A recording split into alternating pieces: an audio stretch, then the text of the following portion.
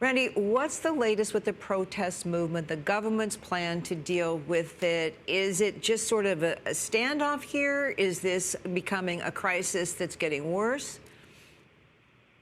Well, the protesters plan to rally to the German embassy in Bangkok today to submit a letter asking the German authorities to look into whether King Maha Vajiralongkorn had exercised his royal power while living in Germany. This is a move essentially aimed at pressuring the king to ask the prime minister to resign. Prime Minister Prayuth himself has ignored calls from the protesters demanding his resignation. An opinion poll on Sunday showed that 62% of respondents believe that public disapproval of Prayuth was stoking this protest movement.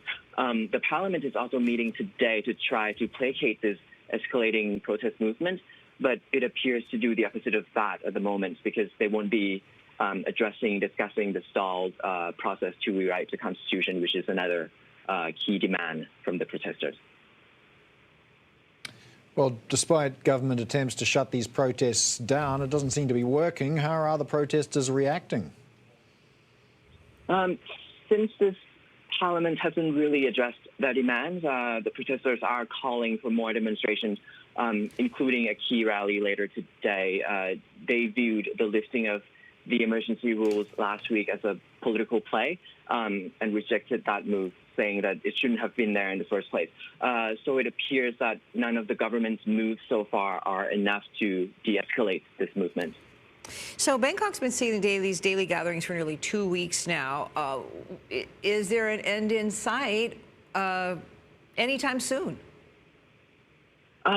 We could see prolonged standoffs between the government and the protesters, with the government continuing to arrest more protesters, hoping to quell this momentum.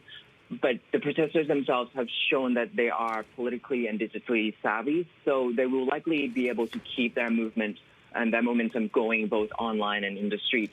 If the government felt that it gets to the point when they need to compromise, they might buy time by agreeing to rewrite the constitution, a process that would likely take longer than a year.